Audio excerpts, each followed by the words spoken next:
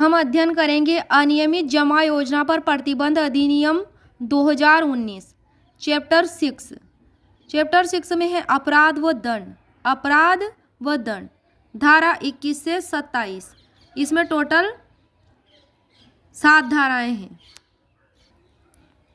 धारा 21 में क्या है? धारा 21 में है धारा 3 के उल्लंघन के लिए सजा। धारा 3 के उल्लंघन के लिए सजा। धारा 22 में क्या है? धारा 4 के उल्लंघन के लिए सजा।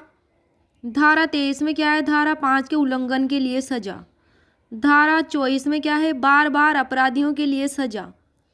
धारा 25 में क्या है? व्यक्तियों के अलावा अन्य जमाकर्ताओं द्वारा अपराध। धारा 26 में क्या है? धारा 10 के उल्लंघन के लिए सजा। और धारा 27 में है अपराधों का संज्ञान। अब देखते हैं हम धारा 21। धारा 3 के उल्लंघन के लिए सजा। धारा 3 के उल्लंघन के लिए सजा।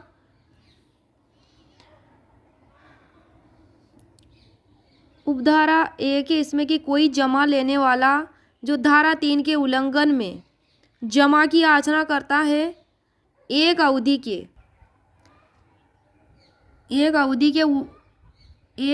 के लिए कारावास से दंडित किया जाएगा 1 वर्ष से 5 वर्ष तक।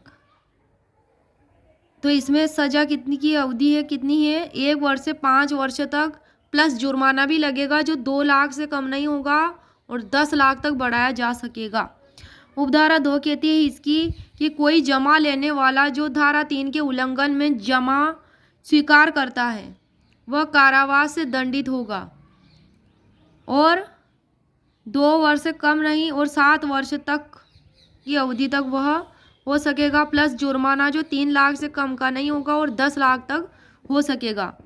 उपधारा 3 है इसकी कि कोई जमा लेने वाला जो धारा 3 के उल्लंघन में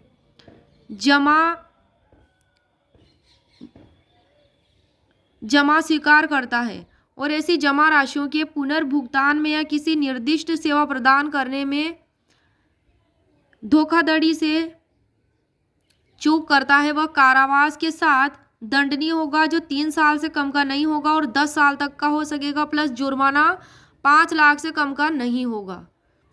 तो जमा राशियों का रीपेमेंट में या किसी निर्दिष्ट सेवा प्रदान करने में अगर वो कोई भूल करता है तब इतनी सजा होगी। लेकिन जो अनियंत्रित जमा योजना में ग्राहकों, सब्सक्राइबर्स, सदस्यों या प्रतिभागियों से एकत्र की गई कुल राशि का 2 गुना हो सकता है। स्पष्टीकरण है इस एक्ट के प्रयोजनों के लिए धोखाधड़ी का वही अर्थ होगा जो आईपीसी 25 में है, जहां जमा योजना की शर्तें पूरी तरह से अव्यावहारिक या अव्यवहार्य है वहां शर्तें धोखाधड़ी के इरादे को दर्शाने वाले प्रासंगिक तथ्य होंगे। धारा 22 में क्या है? धारा 4 के उल्लंघन के लिए सजा। धारा 4 के कोई भी जमा लेने वाला जो धारा 4 के प्रावधानों का उल्लंघन करता है वह कारावास से दंडित होगा 7 वर्ष तक या जुर्माना 7 वर्ष तक की सजा हो सकेगी या फिर जुर्माना 5 लाख रुपए से लेकर के 25 करोड़ तक उसे हो सकेगा या उक्त धारा में निर्दिष्ट कपटपूर्ण चूक से हुए लाभ की राशि का 3 गुना भी हो सकता है जो भी अधिक हो या दोनों के साथ बढ़ाया जा सकता है।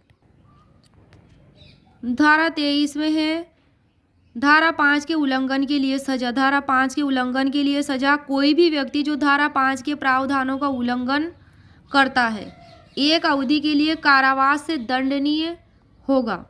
1 वर्ष से कम की नहीं होगी जो 5 साल तक की हो सकेगी प्लस जुर्माना जो 10 लाख रुपए तक का हो सकेगा।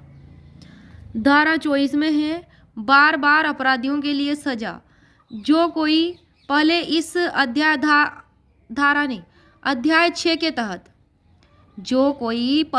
अध्याय 6 के तहत दंडनीय अपराध के लिए धारा 26 के तहत अपराध को छोड़कर बाद में किसी अपराध के लिए दोषी ठहराया गया है वह कारावास से दंडित होगा जो हो सकेगा 5 साल से कम नहीं और 10 साल तक प्लस जुर्माना भी होगा जो 10 लाख से कम नहीं 50 करोड़ तक हो सकेगा। अब आ जाते हैं हम धारा 25 पर, व्यक्तियों के अलावा अन्य जमा लेने वालों द्वारा अपराध।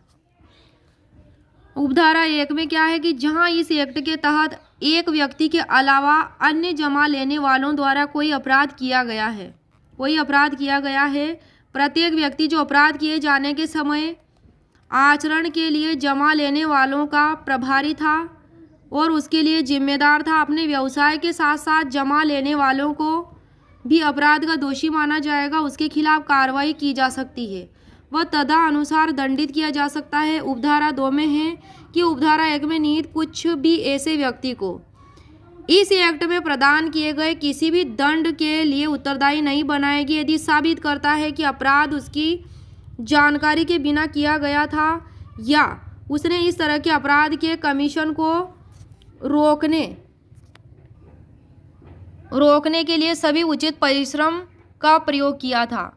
उपधारा 3 कहती है कि उपधारा 1 में किसी बात के होते हुए भी इस एक्ट के तहत एक अपराध है एक व्यक्ति के अलावा अन्य जमा लेने वाला द्वारा किया गया है और यह साबित हो जाता है कि अपराध एक ही सहमति या मिलीभगत से प्रतिबद्ध किया गया है, यह जमाकर्ता के किसी निदेशक, प्रबंधक,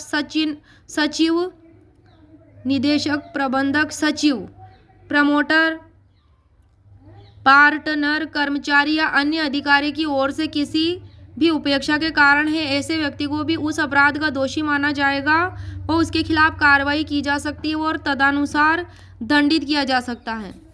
धारा 26 में है कि धारा 10 के उल्लंघन के लिए सजा, जो कोई भी धारा 10 की उपधारा 1 के तहत आवश्यक सूचना देने में विफल रहता है या उस धारा की उपधारा 2 के तहत आवश्यक किसी भी तरह के बयान, सूचना या विवरण प्रस्तुत करने में विफल रहता है तो 5 लाख रुपए तक के जुर्माने से दंडित होगा।